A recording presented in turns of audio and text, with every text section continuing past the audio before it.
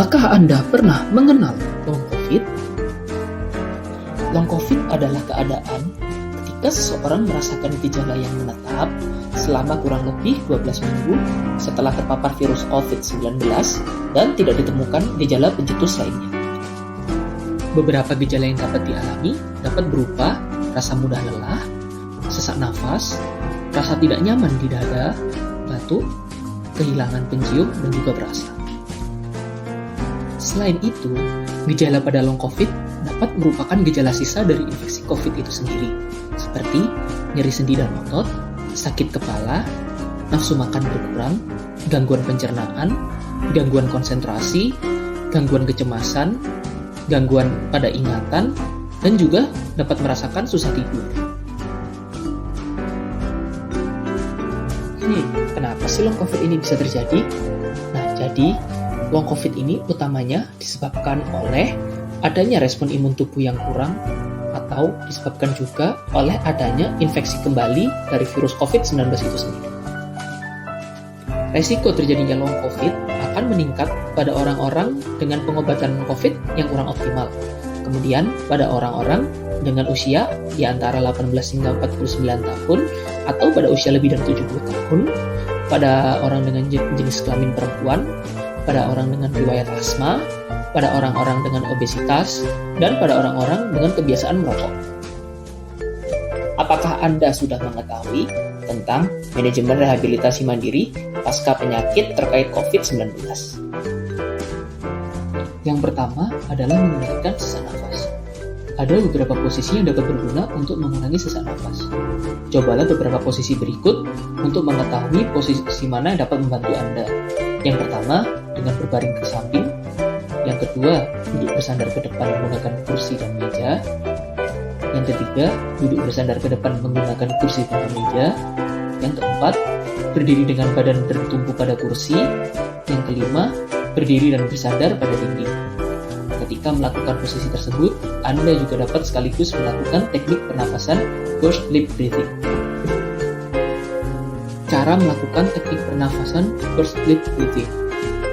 Yang pertama, Anda dapat menarik nafas melalui hidung dengan posisi mulut yang tertutup selama beberapa detik. Kemudian, Anda dapat mengeluarkan nafas melalui mulut yang ditutup selama 4 hingga 6 detik.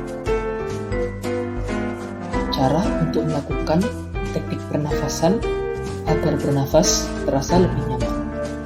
Yang pertama Anda lakukan adalah Anda dapat duduk dalam posisi yang nyaman dan juga bersandar. Kemudian letakkan satu tangan Anda di dada dan letakkan satu tangan Anda lainnya di perut. Kemudian tutup mata agar rileks. Jika Anda kesulitan untuk merasakan rileks, dapat dibuka saja. Kemudian fokuskan perhatian Anda terhadap pernafasan Anda. Kemudian tarik nafas perlahan melalui hidung, dapat melalui mulut jika Anda kesulitan untuk bernafas melalui hidung. Kemudian keluarkan perlahan melalui mulut. Rasakan pergerakan tangan Anda di dinding dada dan juga di perut Anda. Kemudian buat pernafasan Anda menjadi lebih lambat, lebih santai, dan juga lebih halus. Lakukan teknik ini secara berulang hingga Anda merasa rileks. Rehabilitasi berikutnya adalah tentang olahraga setelah terinfeksi COVID-19. Olahraga dapat memberikan banyak manfaat, terutama pada orang-orang yang terinfeksi COVID-19. Yang pertama, olahraga dapat meningkatkan kebugaran, kemudian dapat meredakan sesak nafas, dapat meningkatkan kekuatan otot, dapat meningkatkan keseimbangan dan koordinasi gerak, dapat menghilangkan stres, dan dapat memperbaiki suasana hati. Saat akan melakukan olahraga, terutama di dalam rehabilitasi mandiri pasca penyakit COVID-19, hal yang paling utama harus Anda perhatikan adalah kesehatan Anda saat Anda akan melakukan olahraga. Jika Anda merasakan tubuh Anda kurang fit untuk melakukan olahraga, maka olahraga dapat ditunda. Namun, jika Anda sudah merasa siap untuk melakukan olahraga, ada beberapa hal yang harus diperhatikan. Yang pertama, Anda harus melakukan pemanasan terlebih dahulu. Pemanasan ditujukan untuk mencegah terjadinya cedera. Pemanasan dapat dilakukan yaitu contohnya memutar-mutar bahu. Kemudian berikutnya yang dapat Anda lakukan adalah olahraga itu sendiri. Dalam olahraga di dalam rehabilitasi mandiri pasca penyakit COVID-19, yang pertama dapat dilakukan adalah latihan kebugaran.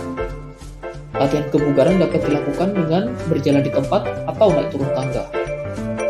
Kemudian dapat juga melakukan latihan kekuatan dengan melakukan push up sederhana dengan bertumbuh pada dinding. Setelah Anda berolahraga, Anda harus melakukan pendinginan. Tujuan pendinginan adalah untuk mengembalikan suhu tubuh menjadi normal, terutama setelah olahraga. Contohnya dengan melakukan stretching atau peregangan.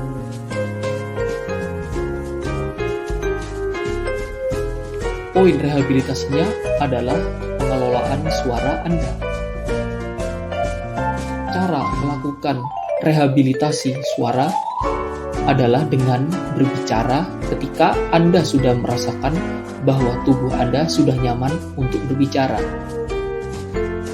Jika Anda merasa lelah atau merasa tidak nyaman di tenggorokan Anda bisa beristirahat, jangan berbicara, jangan berbisik ataupun berteriak. Anda juga dapat berlatih dengan bersenandung. Selain itu, jika Anda merasa kesulitan untuk berbicara, Anda bisa menggunakan alat bantu berupa alat komunikasi lain seperti handphone, seperti alat tulis, ataupun menggunakan gerakan-gerakan atau gestur. Dan jangan lupa untuk selalu minum air putih untuk menjaga kondisi suara Anda. Rehabilitasi berikutnya adalah terkait dengan bagaimana cara mengatasi masalah makan, minum, dan juga menelan. Hal ini dapat Anda lakukan dengan duduk dengan tegak ketika Anda makan dan minum, tetap dalam posisi badan tegak, baik itu saat Anda duduk, berdiri, ataupun berjalan, setidaknya 30 menit setelah makan. Kemudian, cobalah berbagai makanan dengan berbagai macam konsistensi, mulai padat hingga cair. Kemudian, berkonsentrasilah penuh ketika Anda makan atau minum. Kemudian, makanlah dengan perlahan. Kemudian, makan dengan potongan yang lebih kecil. Dan pastikan mulut Anda kosong sebelum Anda mengunyah ataupun menelan. Poin rehabilitasi berikutnya adalah bagaimana cara mengatasi masalah, terutama dengan konsentrasi, ingatan, dan kemampuan untuk berpikir jernih. Hal ini dapat Anda capai dengan melakukan latihan otak, menggunakan puzzle, permainan kata, angka-angka, latihan mengingat, ataupun membaca. Kemudian dapat melakukan aktivitas sehari-hari yang bermanfaat dan menyenangkan untuk melatih fungsi kognitif. Kemudian membagi aktivitas untuk mencegah kelelahan, dan membuat daftar, catatan, dan juga alarm untuk membantu Anda mengingat-ingat apa saja yang Anda harus lakukan. Rehabilitasi mandiri berikutnya adalah terkait bagaimana cara melatih aktivitas sehari-hari.